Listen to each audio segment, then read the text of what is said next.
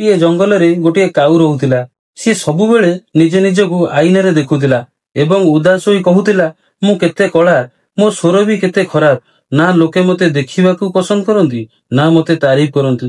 ଗୋଟେ ଦିନ ଦୁଃଖରେ ହଂସ ପାଖକୁ ଗଲା।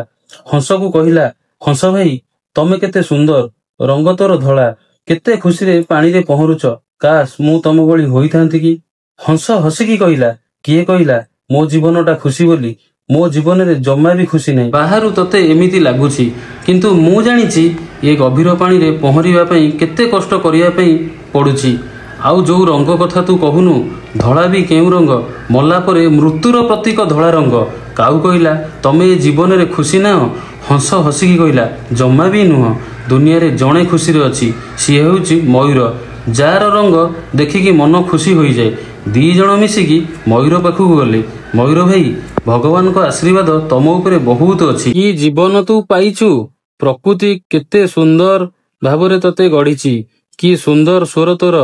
ଲୋକେ ପାଗଳ ହୋଇ ପଡ଼ନ୍ତି ତମ ସ୍ୱର ଶୁଣିବାକୁ। କି ସୁନ୍ଦର ପିଞ୍ଛ। ଲୋକେ ଘଣ୍ଟା ଘଣ୍ଟା ଧରି ଅପେକ୍ଷା କରନ୍ତି ତମ ପିଞ୍ଛ ଖୋଲିଲେ ଲୋକେ ଦେଖିବା ପାଇଁ, ଲୋକେ ଫଟୋ ଉଠେଇବା ପାଇଁ ବି ପାଗଳ ହୋଇ ପଡ଼ନ୍ତି। ଆଉ ତୋତେ ରାଷ୍ଟ୍ରୀୟ ପକ୍ଷୀ ବୋଲି କୁହାଯାଏ। ବହୁ ସୁଖମୟ ଜୀବନ ତୋର। ମୟୂର ତା ଆଖିରୁ ଲୁହ ଗଡ଼େଇ କହିଲା, କିଏ କହିଲା ମୁଁ ଖୁସି ବୋଲି? ଏମିତି ଜୀବନ ଜୀବନ ନୁହଁ। ପ୍ରତି ମୁହୂର୍ତ୍ତରେ ମରଣ ମୋ ମୁଣ୍ଡ ଉପରେ ଘୁରୁଛି। ଆଉ ଯୋଉ ସୁନ୍ଦର ପର କଥା କହୁନ, ଏ ହେଉଛି ମୋ ଜୀବନର ସବୁଠୁ ବଡ଼ ଦୁଃଖ। କେବେ କେତେବେଳେ ଜଙ୍ଗଲରେ ପଶୁମାନେ ମୋତେ ଖାଇଦେବେ। ମୋତେ ସବୁବେଳେ ଡରି ଡରି ବଞ୍ଚିବାକୁ ପଡ଼େ, କାହିଁକି ନା ମୋତେ କେତେବେଳେ ମାରିକି ଖାଇଯିବେ। ନା ମୁଁ ଶାନ୍ତିରେ ଶୋଇପାରେ, ନା ଖାଇପାରେ, ନା ବୁଲିପାରେ, ନା ବସିପାରେ। ଆଉ ତୁ ଯୋଉ ଶାନ୍ତିର କଥା କହୁଛୁ, ଜୀବନରେ ଯଦି କିଏ ଖୁସିରେ ଅଛି କାଉ, ସିଏ ହେଉଛୁ ତୁ। ଯୁଆଡ଼େ ଚାହିଁଲୁ ଉଡ଼ିଲୁ, ବସିଲୁ, କିଛି ଟେନସନ ନାହିଁ ତୋର। ଏ ହେଉଛି ମୟୂରର କାହାଣୀ। ଏ ଦୁନିଆରେ କିଏ ବି ଖୁସିରେ ନାହାନ୍ତି।